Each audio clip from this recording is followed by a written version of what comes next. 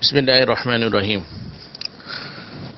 دیکھیے، جب کوئی انسان گفتگو کرتا ہے تو وہ اپنی گفتگو کے اندر سامنے والے کو سمجھانے کے لیے مختلف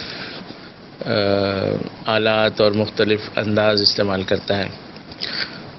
ایک تو اس کے الفاظ کا چناؤ ہوتا ہے، پھر اس میں مختلف وقفات ہوتے ہیں جن کے ذریعے سے وہ بہتر انداز میں بات کو سمجھا رہا ہوتا ہے۔ کہاں پر آواز میں شدت پیدا کرنی ہے، کہاں پہ پستی پیدا کرنی ہے، نرمی پیدا کرنی ہے، اس سے بھی فرق پڑ رہا ہوتا ہے۔ آواز کا اتار چڑھاؤ ہے، اور ساتھ ہی ساتھ پھر اس کی باڈی لینگویج ہوتی ہے، اس کے چہرے کے تاثرات ہوتے ہیں، اس کے کھڑے ہونے کا انداز ہوتا ہے۔ تو یہ بہت ساری چیزیں ملتی ہیں تو سامنے والے کو تفہیم ہوتی ہے کہ یہ جو کہہ رہا ہے اس کا کیا مطلب ہے۔ جیسے کسی کو اگر کسی نے کہا کہ کھانا کھاؤ، تو الفاظ کی حد تک تو یہ امر ہے اور حکم ہے، لیکن اگر اس کے لہجے میں نرمی ہے تو یہ سمجھا جا سکتا ہے کہ یہ درخواست کر رہا ہے، یہ حکم نہیں دے رہا۔ تو اس قسم کی کئی باتیں جو ہیں وہ صرف الفاظ پر اس کا مدار نہیں ہوتا، بلکہ الفاظ کے ساتھ جب بھی کوئی شخص گفتگو کرتا ہے تو وہ جو چیزیں استعمال کر رہا ہوتا ہے، جو کانٹیکسٹ ہوتا ہے، سیاق و سباق ہوتا ہے، الفاظ کا چناؤ ہوتا ہے، الفاظ کے اندر جو اس کے اتار چڑھاؤ اور شدت اور نرمی کے انداز ہوتے ہیں وہ سب بھی ہوتے ہیں، اور اس کی باڈی لینگویج بھی بتا رہی ہوتی ہے کہ وہ کیا کہنا چاہ رہا ہے، چہرے کے تاثرات بھی بتا رہے ہوتے ہیں۔ تو یہ سب چیزیں مل ملا کے تفہیم کے اندر مدد دیتی ہیں۔ جب کوئی انسان اپنی اس گفتگو کو تحریر کی شکل دے گا تو ظاہر ہے اس سے باڈی لینگویج غائب ہو جائے گی، چہرے کے تاثرات غائب ہو جائیں گے، اور اس میں جو اتار چڑھاؤ تھا، شدت تھی، نرمی تھی، یہ سب ختم ہو جائے گا۔ تو ان سب چیزوں کو ایک حد تک باقی رکھنے کے لیے پھر علاماتی ترقیم کا استعمال کیا جاتا ہے۔ تو گویا علامت ترقیم یا دوسرے الفاظ میں علامت وقف، کیونکہ زیادہ تر چیزوں کا تعلق وقف سے ہی ہوتا ہے، تو کچھ چیزیں اس سے ہٹ کے بھی ہوتی ہیں، تو اس لیے علامات وقف بھی کہہ دیا جاتا ہے۔ جیسے تجوید کے اندر یا فن قرات کے اندر جو اکثر علامات ہیں وہ علامات وقف ہیں، اور عام گفتگو کے اندر جو مختلف علامات ہیں ان کو یعنی علامات وقف ان میں اکثر ہوتی ہیں، اور ان میں سے کچھ اور بھی علامات ہوتی ہیں جن کا استعمال کیا جاتا ہے۔ تو یہ تو بنیادی چیز یعنی فلسفہ سمجھ میں آنا چاہیے کہ یہ علامات ترقیم بنیادی طور پہ کیوں ہیں۔ یہ گویا کہ تحریر کو تقریر کے ہم پلہ کرنے کا ایک طریقہ ہے، ایک ذریعہ ہے، اور اسی وجہ سے قرآن کریم کے اندر بھی تفہیم کو درست رکھنے کے لیے تجوید کے قواعد بنائے گئے ہیں۔ تو جن خواتین نے وہ پڑھے ہوں گے تو ان کو اندازہ ہو گیا ہوگا کہ یہ تفہیم میں ان چیزوں کا کتنا دخل ہوتا ہے۔ تو جب یہ بات ہمیں سمجھ میں آ گئی تو اس میں پھر اوقاف جو ہے وہ کئی طرح کے ہوں گے۔ تو کبھی جو ہے بالکل بات مکمل ہو جائے گی، جملہ مفید جو ہے وہ مکمل ہو جائے گا، فائدہ حاصل ہو جائے گا، اور اگلی بات سے اس کا جو ربط ہوگا وہ اور نوعیت کا ہوگا، لیکن ایک بات کم از کم پوری ہو چکی ہوگی، جیسے کہ جملے کے آخر میں ہوتا ہے یا پیراگراف کے آخر میں ہوتا ہے۔ تو یہ تو ختمہ یا فل اسٹاپ کی طرح کی شکل ہو جائے گی۔ اور کبھی ایسا ہوگا کہ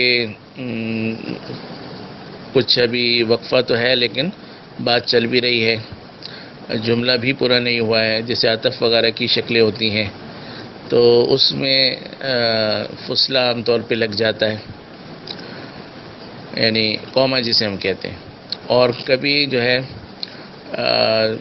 الفصلۃ المنقوطہ یعنی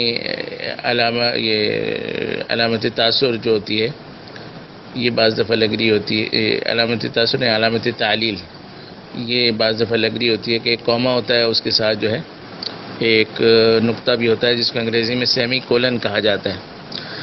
تو سیمی کولن کہیں لگتا ہے تو وہاں عام طور پہ دو طرح کی صورتیں پیش آتی ہیں. عربی کے اندر یہ تعلیل کے لیے مستعمل ہے، اور اردو کے اندر یہ فصلہ یعنی کوما اور فل اسٹاپ کے درمیان کے ایک وقفے کے طور پہ موجود ہوتا ہے. درمیان سے مراد یہ ہے کہ بعض دفعہ افراد کے درمیان وقفہ کیا جاتا ہے، اور بعض دفعہ جو ہے انواع کے درمیان وقفہ کیا جاتا ہے. جیسے آپ جانوروں کا بتا رہے ہیں اور آپ نے کہا کہ یہ جانور مثلا حرام ہے، تو پہلے آپ نے وحشی درندوں کا ذکر کیا کہ شیر ہے، چیتا ہے، بھیڑیا ہے. اب آپ یہاں پر تھوڑا سا رک گئے، تو شیر، بھیڑیا اور چیتا کے درمیان جو وقفہ آئے گا یہ فصلہ ہے یعنی کوما ہے. اس کے بعد پھر آپ نے ان حرام جانوروں کا بتایا جو کہ درندے ہیں لیکن وہ وحشی نہیں ہیں، پالتو ہیں، جیسے بلی، کتا، اس قسم کے جانور. تو جب آپ نے یہ بیان کیا تو کیونکہ نو بدل رہی تھی تو آپ کا وقفہ نسبتاً تھوڑا سا بڑھ جائے گا. تو اس وجہ سے آپ یہاں پر عام قوما کی جگہ سیمی کولن استعمال کر لیں تو یہ زیادہ مناسب ہوگا. تو بہرحال اس طرح کی انواع کی جو تقسیم ہوگی تو وہاں پر یہ اردو کے اندر یہ سیمی کولن استعمال ہوتا ہے، اور عربی کے اندر یہ عام طور پہ تعلیل میں استعمال ہوتا ہے، یعنی جہاں پہ بھی علت، سبب وغیرہ کا بیان ہوتا ہے. اس کے علاوہ جو علامات ہوتی ہیں جیسے علامت تاثر ہے، یہ بھی اصل میں اوقاف ہی ہیں، کیونکہ جب آپ حیرت کا اظہار کرتے ہیں تو آپ وہاں پہ رکتے بھی ہیں. ایسا نہیں ہے کہ آپ بولتے رہتے ہیں اور حیران بھی ہوتے رہتے ہیں. تو یہاں پہ علامت تاثر جو آئے گی تو وہاں پر بھی وقفہ ہوگا، لیکن کیونکہ اس وقفے کی خاص نوعیت ہے تو علامت تاثر سے اس کا اظہار ہو جائے گا کہ یہ ختمے والا وقفہ نہیں ہے، بلکہ یہ حیران ہونے کا اور ایک اپنے جذبے کے اظہار کا ایک موقع ہے. تو اس طرح سے تو علامت تاثر بھی اس کے اندر آ جائے گی. اور باقی یہ جو ہائفن ہے اور اس طرح کی مختلف چیزیں ہیں، یہ تو ویسے ہی یعنی الفاظ کے پورا کرنے کے لیے کہ لکیر کے آخر میں پورا لفظ نہیں آیا تو آپ نے اس کو جوڑ دیا، یا دو لفظوں کا کوئی مرکب تھا تو آپ نے اس کو جوڑ لیا. تو یہ ہائفن وغیرہ تو اس کا بیان سے اتنا تعلق نہیں ہوتا، لیکن ان چیزوں سے تعلق ہوتا ہے کہ الفاظ کہیں کٹے ہوئے نہ ہوں اور کوئی آدمی غلط نہ سمجھ لے. تو بہرحال یہ اس کا تھوڑا سا فلسفہ ہے، یعنی اصل یہ اوقاف کی بحث ہے. پھر عام اوقاف تو یہی ہیں کہ آپ کوما سے کام لیں، سیمی کولن سے کام لیں یا فل اسٹاپ سے کام لیں. اور پھر اس کے علاوہ خصوصی اگر کوئی آ جاتے ہیں علامت تاثر وغیرہ تو وہاں پر آپ خصوصی اوقاف سے بھی کام لیتے ہیں. عام طور پہ اس کو ہم جیسے علامت ترقیم کہتے ہیں اسی طرح علامت وقف بھی کہتے ہیں. تو یہ اس اوقاف ہی کی مختلف شکلوں کو بیان کرنے کے لیے استعمال ہوتے ہیں. تو یہ بنیادی چیز ہے، اور اس کے بعد پھر آپ جب اسباق کو پڑھیں گے تو آپ اس کو بہتر انداز میں سمجھ سکیں گے. اس کے علاوہ جو کسی چیز کو نمایاں کرنے کے لیے کبھی علامت اقتباس جیسے ہم لگا لیتے ہیں انورٹڈ کوماز کی شکل میں، یا کبھی سنگل کوما کی شکل میں بھی لے لیتے ہیں، چھوٹی چیز اگر ہوتی ہے. بریکٹ ہم لگا لیتے ہیں اگر کوئی جملہ معترضہ کو نمایاں کرنا ہو. تو یہ اس قسم کی چیزیں ہوتی ہیں، لیکن ان کا تعلق عام طور پہ تحریر سے ہوتا ہے، یعنی تحریر کی وضاحت سے ہوتا ہے. ہو سکتا ہے تقریر میں وہ بات نہیں کہی گئی ہو، لیکن تحریر میں کیونکہ وہ بات سمجھ میں نہ آ رہی ہو تو اس میں قوسین لگا دیے یا انورٹڈ کوماز لگا دیے. یہ صورتحال آپ کو وہاں نظر آئے گی جیسے حضرت تھانوی رحمۃ اللہ علیہ کا بیان القرآن ہے، تو ایک ابتدائی ترجمہ ہے اور اس کے بعد پھر ایک تھوڑا سا تفصیلی ترجمہ ہے. اس تفصیلی ترجمہ میں حضرت درمیان میں قوسین کا استعمال کرتے ہیں، جس سے ربط پتہ چل جاتا ہے آیات کا ایک دوسرے کے ساتھ، اور کوئی اشکال پیدا ہو رہا ہوتا ہے تو وہیں پر ایک دو لفظ سے جواب ہو جاتا ہے. تو یہ اس لیے کہ الفاظ میں تو اس کی گنجائش نہیں تھی کہ ترجمہ کہہ کے اس کو لکھ دیں، لیکن جملہ معترضہ کے طور پر اور تشریحی نوٹ کے طور پر اس کو قوسین میں لکھا جا سکتا ہے.